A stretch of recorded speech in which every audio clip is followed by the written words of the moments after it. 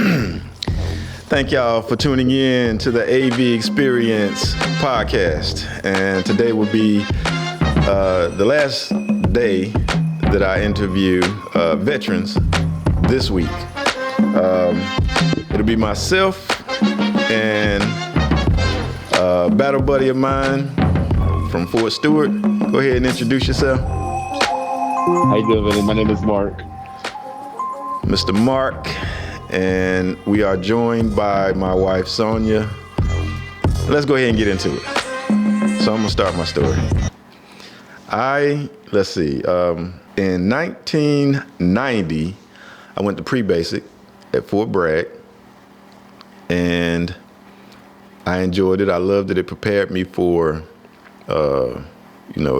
prepared me for the military. 1991, I went to basic training, Fort Sill, Oklahoma. And then later on that same year, 91 or beginning of 92, I can't remember. It had to be the beginning because it was winter. I went to AIT at Fort Leonard Wood, Missouri. Oof. Yeah. Lost in the woods. Yep, that's it. Lost in the woods. And I enjoyed it. It was a breeze. I was in tip-top shape physically. I really enjoyed it. And so came back home, lived life a little bit, got out, went back in, got out, went back in. And my last stint was 2000 to 2003, Fort Stewart. What about yourself? Myself? Well, during that time that you were talking about, I was still in junior high, I believe. So I wasn't even thinking about the military at that time, but you know what I'm saying? This is the getting part of the military, right? You know what I'm saying? So like most of our veterans, you know what I'm saying, have two choices of getting in the military by choice. You know what I'm saying? Yep. Because of the family values and stuff like that, as far as, you know, saying they want to represent their family members who fucking went in before them, right? Right. Then you got the guys who have no choice but going into the military. You know what I'm saying?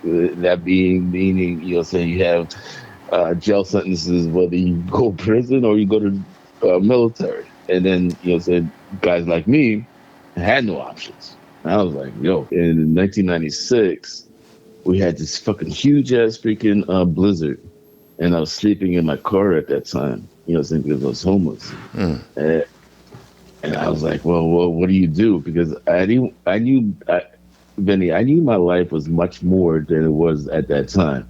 I just didn't know how to get there. And then, I was looking through the newspapers and shit like that one day, you know what I'm saying, trying to find another job because I was still working, even though I was homeless. I was still working. And I look at the newspaper and I see this freaking National Guard article saying they would pay for college and shit like that. You know, and then I signed up, went to MEPS in Brooklyn, New York. You know what I'm saying? And then I went to Fort Lost in the Woods. You know what I'm saying? So this is the first time, as a matter of fact, like, where they integrated females and males into the same basic training camp. What? Yeah. Wow. Yeah. It never happened before, you know what I'm saying? And you can imagine what happened after that. Females just sleeping with drill sergeants and shit like that. Yo, I can imagine. Yeah, I can imagine. You said I was going to be on the podcast along with you guys. So, yeah. Yeah, you don't have to speak up, too. I'm talking louder. This is as loud as I can talk today. Anyway. Yeah. All right, yeah. Not as loud as you can talk. You want me to put this microphone all the way up to my mouth, and I just don't want to do that. Okay, there we go. Is that better? Yep. We don't lost that. That's better. Y'all already answered half of my questions. Huh? Y'all already answered half of my questions. What was your question? Why did you join the military?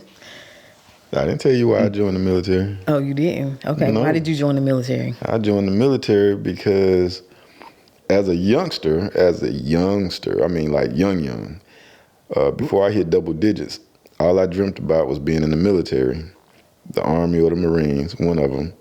And I had so much anger built in me that all I wanted to do was fight. That's all I wanted to do. You said you were in for how long? I was in for a total of 13 years. And what about you, Mark? 12 years total. The National Guard and military. And active.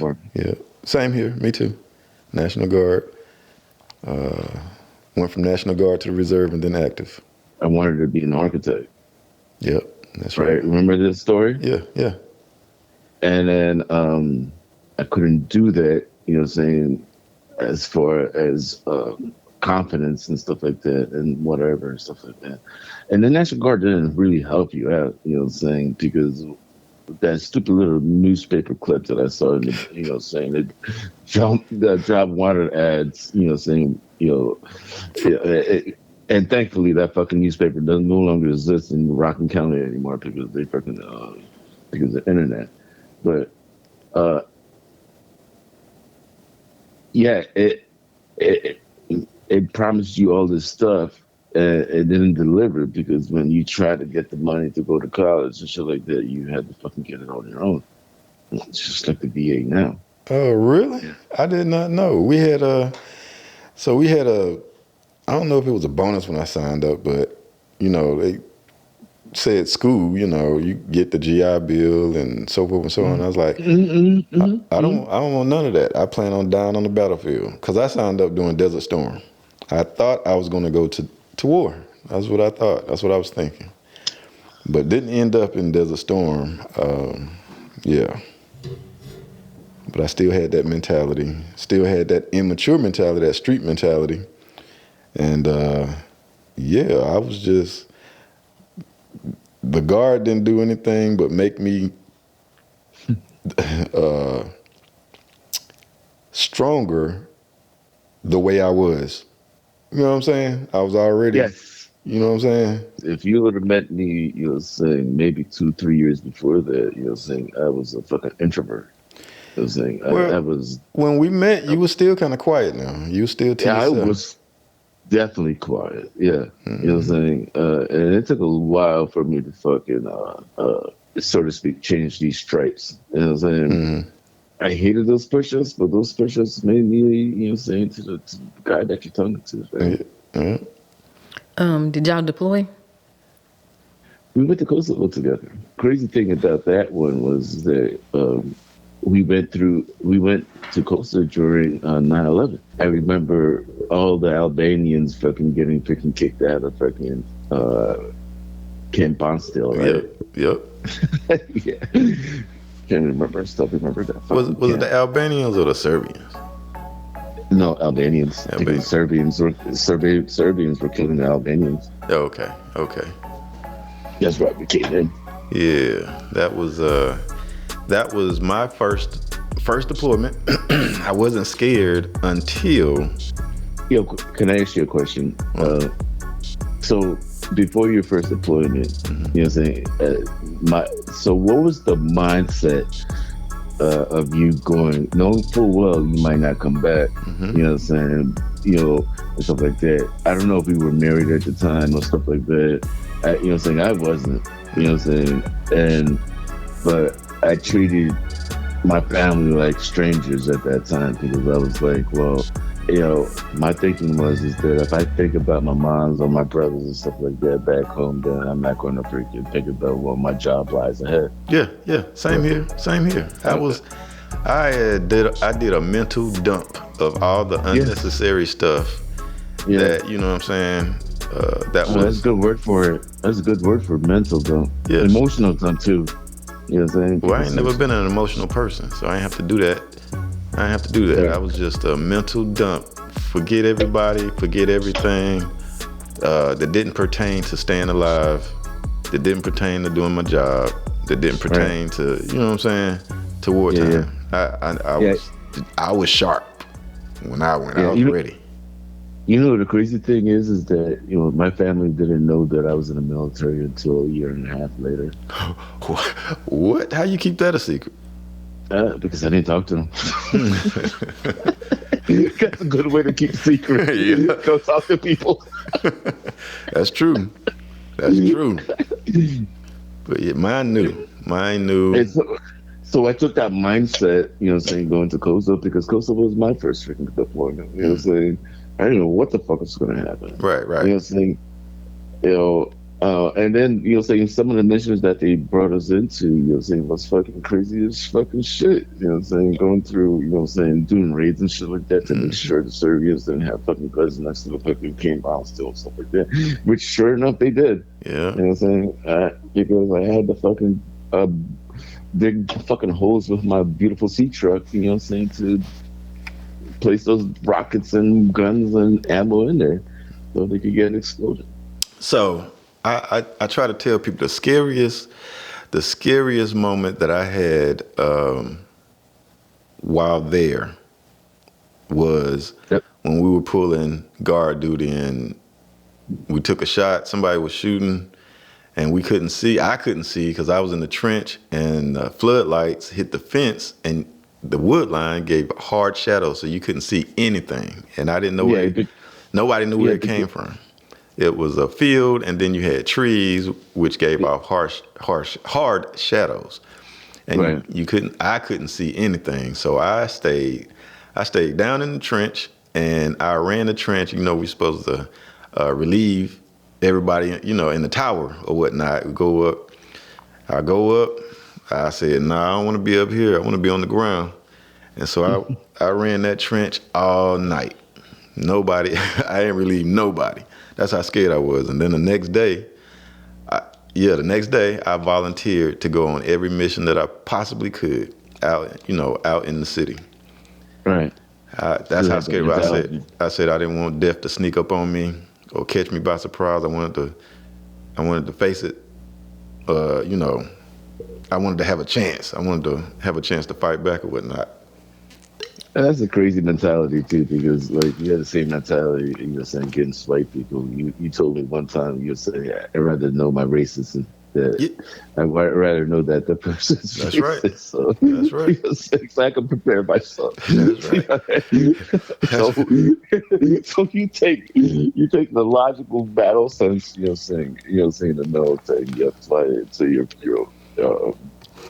So, did you experience any racism while you was there? In the military? Yeah. Oh, to be honest with you, that was the first time I ever experienced racism. Okay, that's not my first Ever. time. Ever. So that had to be a shock for you. Just moving towards you. Ever. Towards you. That's when I started speaking out. I think. Because I was like, wait, what the fuck? Getting promoted in the military in Fort Stewart, Georgia at that time was freaking like an act of Congress. In that platoon, yes, sir. Oof. You had to fucking be, part of the good old boys. Yes. To get promoted, even though you did better. Yep. As far as PT and shooting and shit like that. Yep. And that and it didn't start from the ground level. Don't get me wrong. These soldiers, saying that we were competing against, didn't, how you call it, didn't know or weren't part of it. But they freaking progressed because of it. Just like slavery. Yeah. Just like slavery. Yep. Yeah. So we had to work, doubly hard.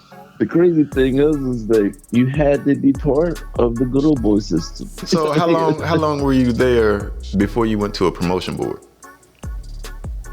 What promotion board? Exactly, man. I ain't seen a promotion board since I was there. Wait. There's a thing called a promotion board? Right. What? Right. So when, I don't know if you remember when Sergeant Otero got there. Oh, I remember him, Brian. Okay. Yeah, and he threw that party. And yeah, anyway. Okay. I wasn't there for him like that because he was one of my squad leads when I first freaking joined Fort Stewart. Oh, really? And yes. So he had a really good impact on my life. You know what I'm saying? Yeah. He really did. He was fucking cool as fuck. You know what I'm saying? Cool as fuck, you know what I'm saying? And he helped me, you know, so he tried to help me, guide me. Me too. You know what I'm saying, to do better. You know what I'm saying? Because I think he was trying to go for Rangers. Sapper, yeah. You know Sapper, you know what I'm saying? Yeah. I tried to do the Sapper thing too, but my fucking MOS, you know what I'm saying, Wouldn't let you. dictated that I wouldn't let me do this shit. I was like, what? So That's fucking bullshit. He the one turned me on to it. He said, man, you top notch, you high speed. Why don't you just try out for Sapper? And you can only do it as an E4. So that's when I started questioning. Trying. Yeah. So that's when I started questioning. I'm going to go ahead and say his name. I was like, look, can I go to a promotion board or something? You know, something. I need my E4 so I can go to Sapper Leader course. He said no. He gave all kind of excuses, man. I don't know what was happening. But anyway, Hollenbar got there. No. You know what happened. Oh, yeah, I know. But at that time, I wasn't aware. Know. Exactly. At that time, I was not aware. I just know that, you know, he wasn't doing right. Isn't it crazy that, you know, saying that the racism is fucking in the military is blatantly freaking in your fucking face, and I think you don't know it? I think that is because in the military, you can be 100% yourself, and you can't, you know, it's a process to quit.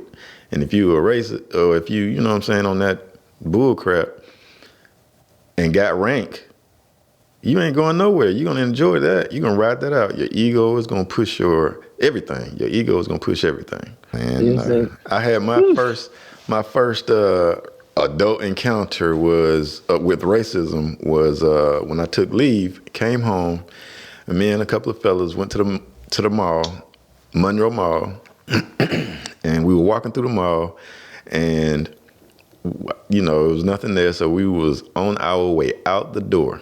We was just there, just, you know, hanging out or whatever.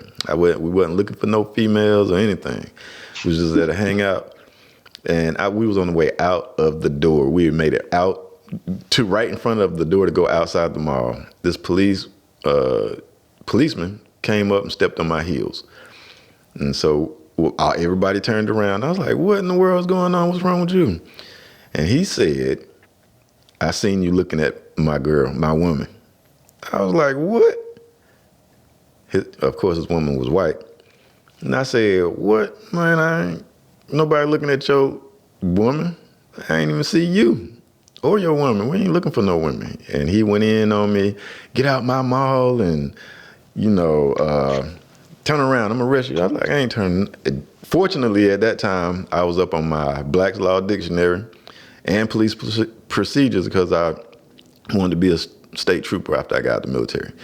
So I was up on it. And he couldn't do anything with me. We got a crowd gathered around. Wait. So this is what, in 2000? No, this is in 2000 and it might have been 2000.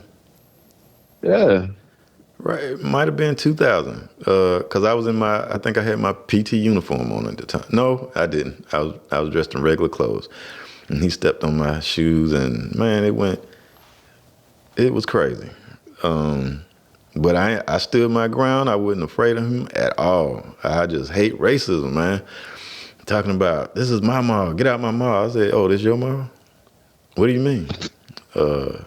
We just went off. I just went off. And at that time, I think Greg Tyson and Reggie was with me.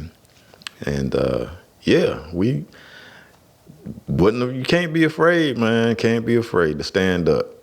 And in the military, you can stand up, but ain't too much you can do.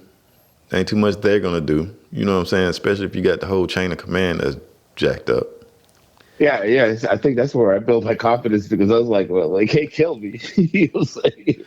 They can't take me to the woods and freaking shoot me in the back of the head and shit like that. If I stand up, you know what I'm saying, we're good. You know what I'm saying? There is a chain of command. There's fucking witnesses all over the fucking thing. Yeah. If you're going to do something, you know what I'm saying, you got to do it in front of everybody else. Shit like that. Yeah. So, but with, I don't know about your situation, but you know my situation. With that little short, fat, out of shape, redhead, sorry piece of crap Oh, Coleman? squat. Oh, I ain't even say no name, but you knew who I was describing, huh? Man, I couldn't stand that. I couldn't stand that mofo at all whatsoever. Were they more good times and bad times when y'all were in the military? Good times. Good You know, times to be with honest- each other. Yeah, to be With the honest with you, yeah. that's what I miss. You know what I'm saying? Because when we went to field trainings and shit like that, and not many people know this, but at the time we would send the female medics out to the class 6 and bring alcohol, you know what I'm saying, put them back to us and shit like that because I don't know if it changed now, but the female medics, you know, saying, or females could not freaking stay in the field long, you know, saying for 2 days straight. You know, saying so they had to go back home, you know, saying take showers and shit like that. You know, saying be okay. What you got? Why did y'all get out? Take it. Why did you get out? A push up. A push-up?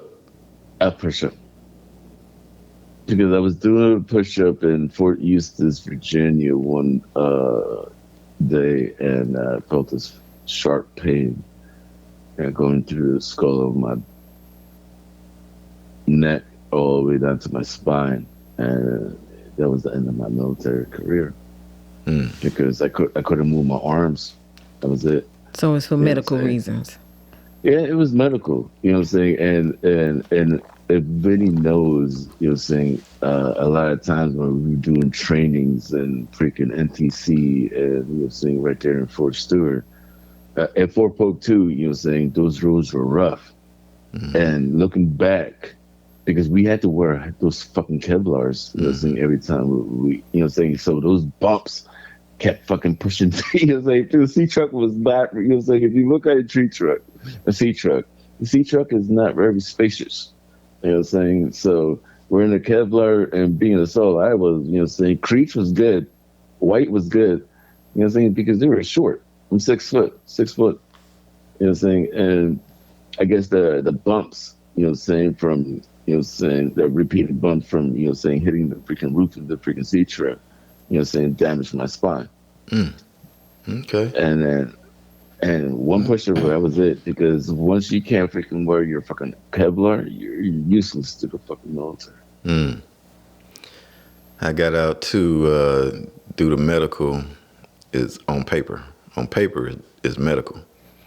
But, you know, my feet and my back, that ruck march, I think it was a 20K or something. It was a long one, and Can I say something? You know, saying to you know, saying as far as getting out. You know, saying the one thing I hated about fucking Fort Stewart is that if you were injured, you were not allowed to go to sick call. Right. It was highly discouraged to go to sick. Discouraged. Yes, to go to sick call. So Discouraged. it's going to be a two-part question. So this question is basically one for my husband at first, and then you can answer this question. So tell me about your life since you got out before meeting me. So I had a rough transition. Really, it was a terrible transition. I had issues that I wasn't aware of, at the time, mental issues that I wasn't aware of at the time. So when I got out, my life was, I was I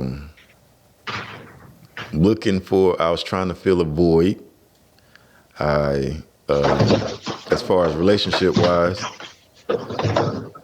hey, did you fall down the steps or something? Me? Yeah, what's all of that? Oh, that was my reversing. I'm sorry. I didn't think you picked that up. Go ahead, I'm listening. But yeah, I was trying to fill a void as far as relationship wise. That was one. Yeah, I drank. I still drank like a fish. I was smoking. Not so. I smoked more in the military than when I got out. I tried to clean up when I got out because I wanted to be a trooper. So I went to school. I went to college, and that is when I found out that I had PTSD because sitting in class or just being on campus. Well, it was when I realized that I was sitting in class and the class didn't have it was only one way in, one way out, no windows, and I was just surrounded by people, and I was like, "Oh, heck to the no! I can't take this." And the You were sweating? To this day, I mean, I just break out sweating, start shaking, feel jittery. You know what I'm saying? Yeah. And then my mind started. I got real paranoid. I mean, it was really bad. So I left class, and the teacher would look at me like, "Where you going?" I was like, "I can't sit. I can't do it." But I tried it because I kept going until one day I had an episode. Man, I flipped out. I was like, I don't know, man. I think somebody was out to get me. I went to the car, and I was carrying. At the time. I always carried when I got out, and I had to call TAPS.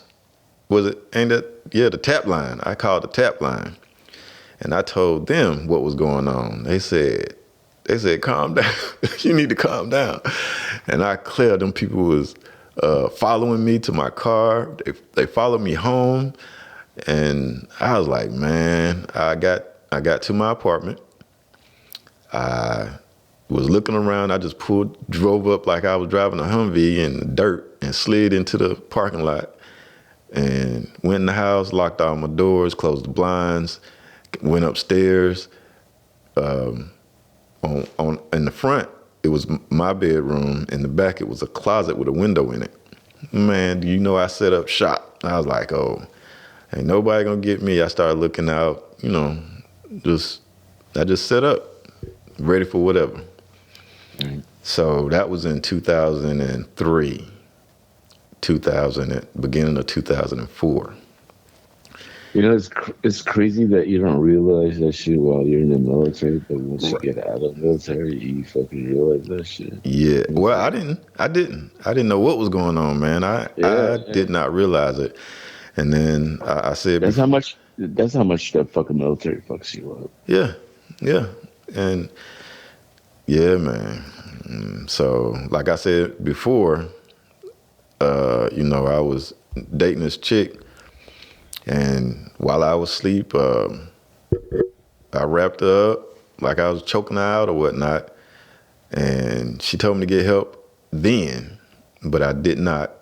I went another year. It wasn't even a year. It was about 6-7 months or whatnot. And what did it was, I went back up there.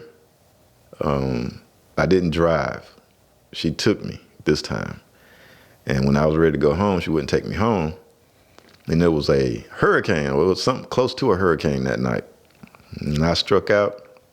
I was going to road march from High Point, North Carolina to Charlotte, North Carolina. And I struck out in a storm. Got picked up by 2 police. And the first police couldn't take me out of his jurisdiction. So he took me and let me out. And I started footing it some more. on that same highway, a trooper picked me up, took me to 85. It was a 77. One of them, the highway to go from Greensboro High Point to 85. Charlotte, 85. So I was on 85 on the highway, and I foot from High Point, from High Point to Charlotte. And I said, that was it. Maybe a month or two after that, I went to the VA for the first time. You know what I'm saying? You were talking about, you know what I'm saying, this girl that you know what I'm saying, you were with, and you were saying that, you know, had to take you to the VA and stuff like that. No, she didn't take me. She told me to go. No, she didn't tell me to go to VA. She had a friend that was a psychiatrist, and she told me to see her, and I was like, nah.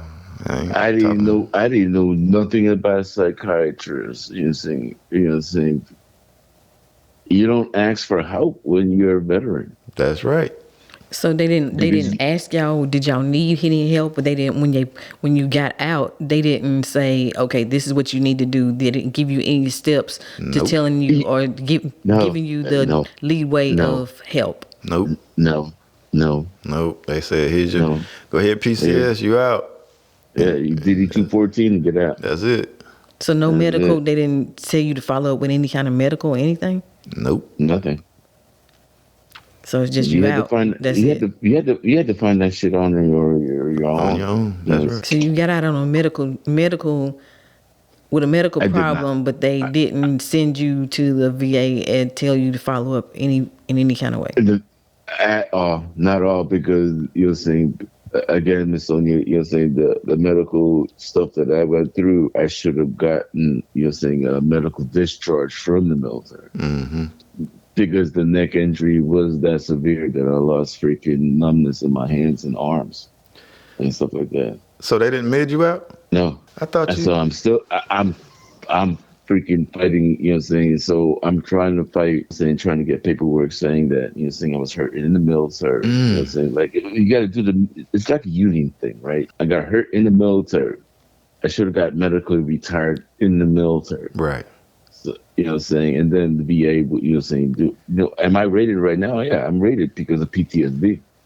Okay. It's not because of my neck. You know what I'm saying? I only got 10% for my neck injury. That's crazy. And they did surgery on you. And they did surgery at Michael DeBakey Hospital right there in Houston, Texas.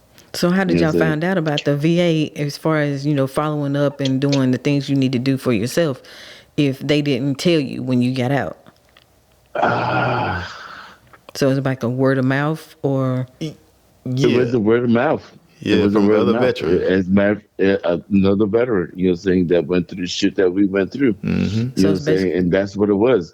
And then, you know, to be honest with you, you know what I'm saying, the only reason why I got my 50% is because I was down south in Louisiana. You know, they take care of you. They take care of their veterans. Specific places, because Rock Hill is not one of them. I just went to the doctor and I got denied. All right, so I'm entitled to a license plate.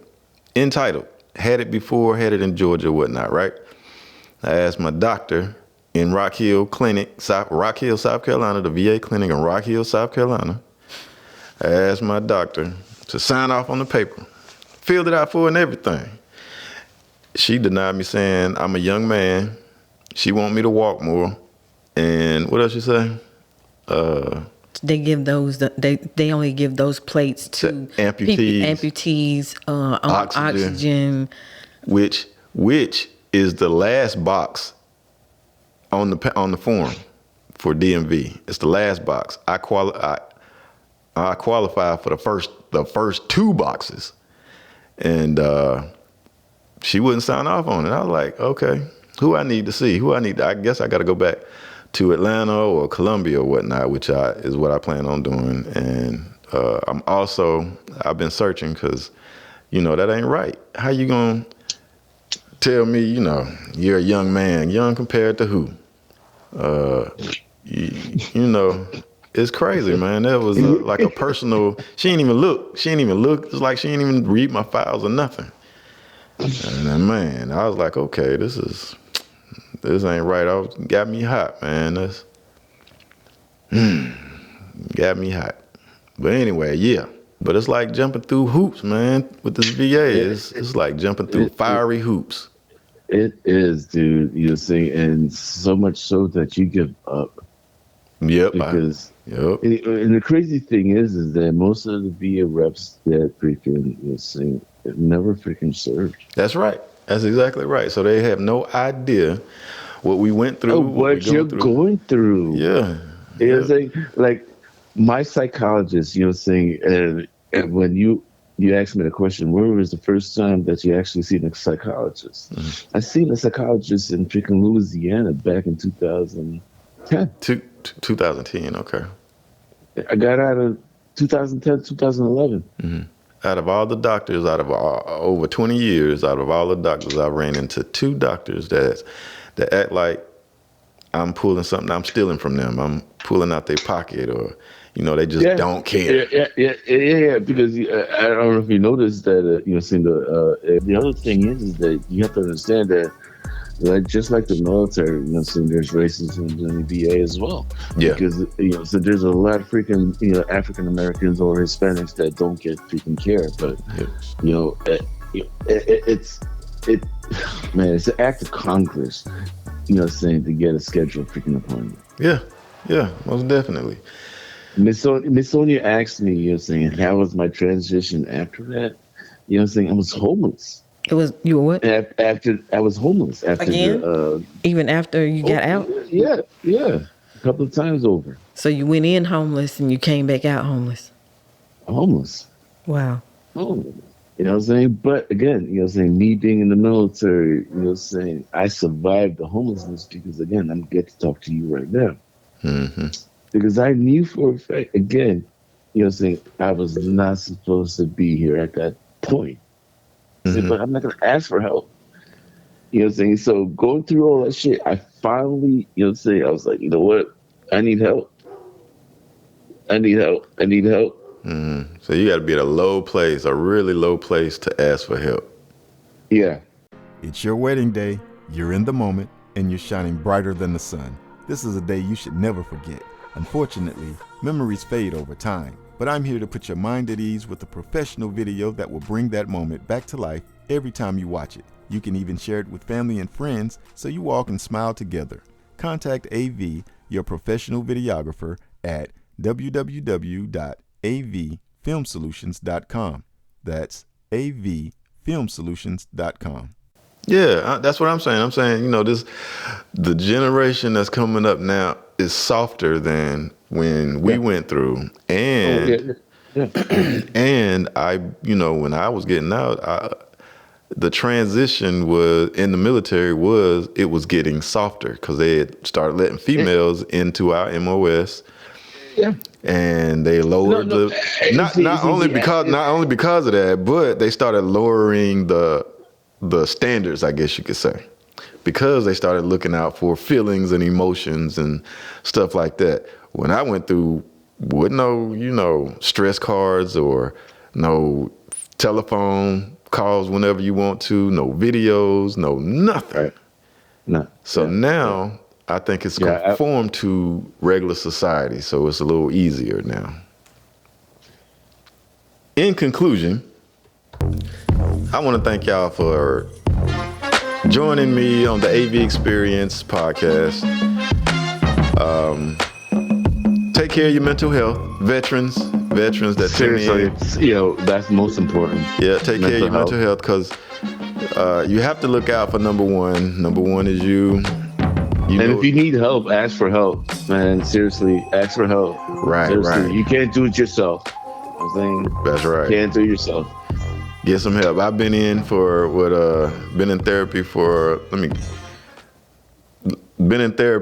since 2005. And to this day, it's just now scratching the surface. I'm just now. Yep. You know what I'm saying? Ask for help. Yeah. You know what I'm saying? Seek mental, I'm telling you right now, that lady freaking in Louisiana, psychiatrist, changed my fucking life. the question, I'm gonna revert back to the question that Sonya asked me about before I met her, my transition when I got out and before I met her. We went way left. So 2005, I started getting help. Medication. They pumped me full of medication and stuff. That didn't, turn me into a zombie. Help. Yep, it did. That's pretty much all it did was turn me into a zombie. So I got off of it. That's when I stopped. That was when I was going to the VA in Salisbury, which is garbage as well. At least it was back then, 2005. Anyway, stopped that for a minute, and they cut my percentage. Anyway, I got my stuff together in 2005, bought my first house or whatnot, and I was on point. They cut your percentage because you refused to freaking take medication? No, they cut my percentage because I stopped going to the VA. Yeah. It was like most veterans. Yeah, it's like it was a job, so it was. It is working overtime. Yeah. You already have a job. You got to freaking take.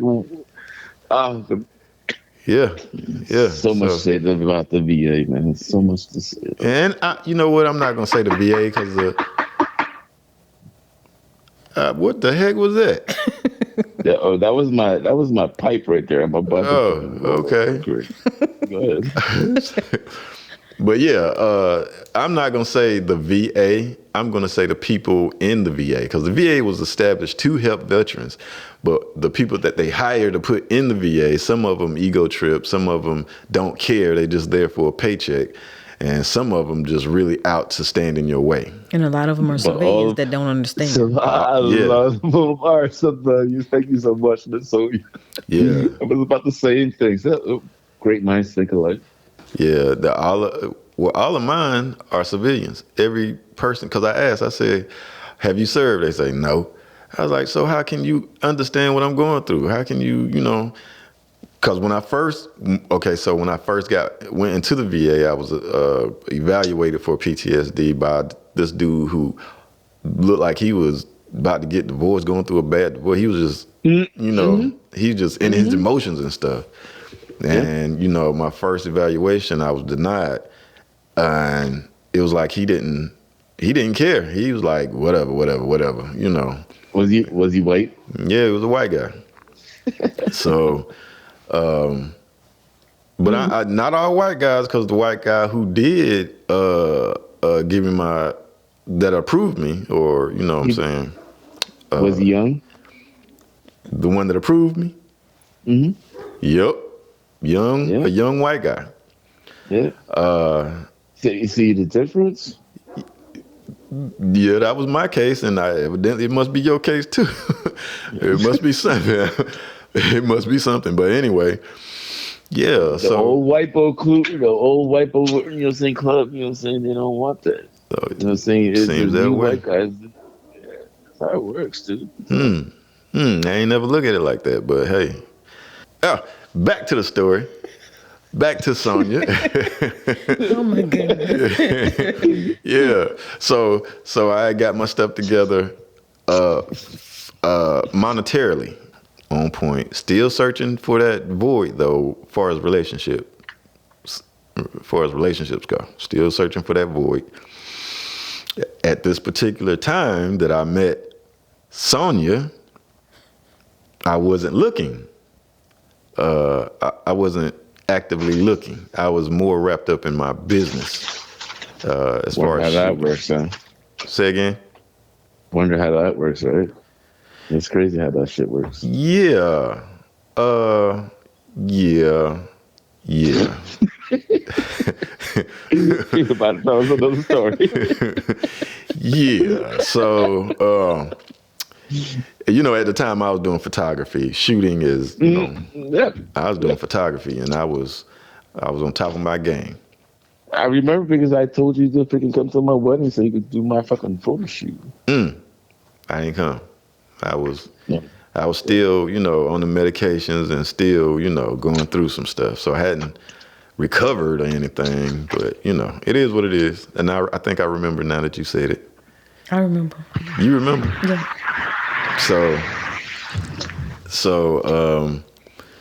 we got together, and even when we got together, when we first got together, you experienced some episodes as far as me, you know, sweating, jumping in my, fighting in my sleep, and Still do.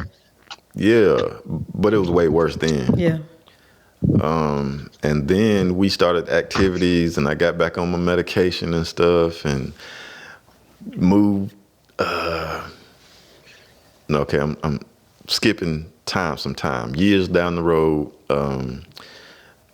we got married, and she accepted me at my lowest, and that was my darkest time when we got together. As far as mentally, I was in a bad spot, I guess, a rough period mentally, and she stayed with me. Even she accepted me during that time, and she stayed with me. God bless her. Yeah. So that was the major. So she's your rock. She, Sonia's your rock. yeah. So, you know, that's rare. That's rare to find something like that. Anyway, pushing forward. I'm in the VA on a regular basis. We moved to Stone Mountain, and still on the medications and stuff, right? And I decided to stop because I was already emotionless. But then, Philadelphia. Right. You about to take a trip while you doing an interview? Yes, I am. Good He said gracious. he got to go to work. Hey, okay, all right. No, no. I'm not going to work. I'm going to get some more beers. Good gracious of Yeah, that. yeah. That, No worries. hey, check that out. That is. I'm hands free right now. You know what I'm saying? I'm embracing fucking technology right now. So you know, so I can do shit like that now. Bullshit. Bullshit. I know that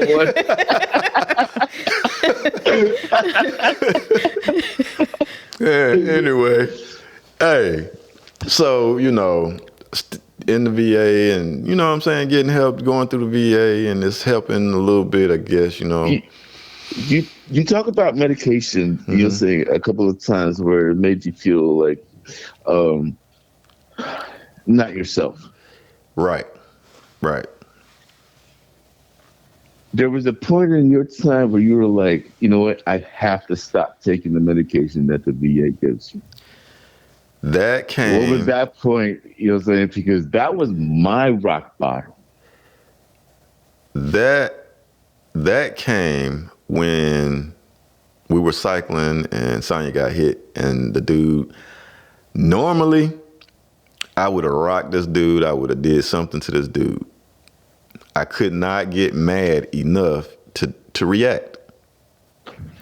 And that is when I stopped the medication. Or I had it changed. I stopped it, but then I needed it, so I had them change it to something else that wouldn't, you know, turn me into a zombie to where I couldn't react. I couldn't get upset. I could not get mad. I couldn't get happy. I couldn't do anything, and I couldn't react. Yep. And so any side effects from not taking the medication that the VA gave you? Yes. Scared to be around people for the wrong reason. I'm scared that I don't know what I'm gonna do. Right. You know, I don't know. And I tried, you know, okay, so backing up a little bit, I tried to talk to Sonya about my issues or whatnot, a civilian, and she wasn't responding. Because they don't understand. Right. I wasn't responding the way you wanted me to respond. Right. So Or you felt that I needed to respond to you. Right. So I stopped talking. See, so Miss Sonia, so how did that work? Because that dynamic is freaking crucial, because that's how freaking a lot of marriages break because like when Vinny was talking about trying to explain to your, saying his significant other, you were trying, but it wasn't to his expectation. Yeah, I just wasn't as responsive as he wanted me to be, as he needed me to be. But I'm always going to be there to listen to him, be there for him, 100%. But at one point in time, I asked you if you could recognize when I was having an anxiety attack or a panic attack and sometimes stuff like that. And to me, that was like you wasn't paying me enough attention to catch it. You know what I'm saying? Before you go into the deep end. Right. So I stopped talking. So the only person I had to talk to was my therapist. And, that was it. That was the only person I could talk to. And you and Holiday. Yeah. That's it. I'm the only two I've been. Talk to people that have been there and understand what you were going through versus trying to talk to me. And it may help me to understand better. Right. So I felt like I didn't have enough patience. That's what I was lacking. I didn't have patience to explain what I was going through. That's a good word. Yeah. Right. You think you're there, but you're not. That's right. There. That's right. You're not present in your own body. So I'm saying I could be talking to you right now on medication, but I'm not talking to you. I'm looking at, saying you're inside your brain, I thought. Saying, and you're just looking at the person talking, because you're not fucking talking. It's somebody else doing it. Check this out. I was talking to a friend, and she was pouring her heart out to the point where she was crying. Mm-hmm. And I didn't hear a word she said. Mm-hmm. To this day, I didn't hear a word she said. And that was supposed to be a moment, mm-hmm. two partners, two buddies, working it out. Or, mm-hmm. Supposed to listen to each other. Yeah. And she was having some issues, and we were sitting right across the table from each other. And she was emotional, and I was just sitting there like, I ain't heard a word. I ain't hear a word. Hello? I ain't interviewing you no more. Why? You done took a road trip. You done doggone. Yo, this is the first for your freaking YouTube channel right here. You're saying your guest is going to a road trip to get beer. You doing donuts in the middle of the road. So yeah, you can't say, "Oh, this is the last time you interviewed." I pressed a couple of buttons. My fault. Man, you done pressed buttons, did donuts in the street, fell down the steps. I didn't fall down the stairs. I was looking for a beer at that time, dude. Then that tap tap tap sound like you had a parrot in the back. You caught me at a good time. Man, we're still going. Yeah. Go back to your because story. We brought up so much shit. Yeah, let me end up with my story. Let me end with my story, doggone it. All right. So go ahead. So after all of that, Sonya's still with me to this day. We don't argue or nothing, but in my head, and she don't know this is probably the first time she hearing this. We done been divorced about 4 or 5 times. So that's how mad, Shoot. That's how. How do you feel about that, Miss? Hey.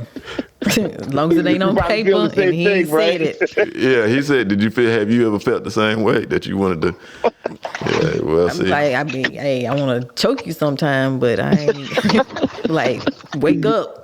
Yeah, come on now. See. We got this. What you always tell me is us against the world. Hey, but yeah, we still together. We still strong, and we get back on and probably do a relationship session or whatnot. Yeah. After I end this podcast, which I'm getting ready to do it right now. Thank y'all for tuning in to the AB Experience. Sonia, it was a pleasure. Yes. Enjoyed it. Enjoyed you. Both of y'all. Yeah. Thank you. So we're gonna do this again, right? Yes. Yeah, one day. So all right, let me cut you down. All right, so AV experience. On a serious note, veterans, we got to take care of your mental health. Get some help. Ask for help. Don't wait till you're at rock bottom to ask for help. I am still working on it myself, so it's an ongoing process. It's not a sprint, it's a marathon. That's what it is. That's the way it is. And I am AV, and we out.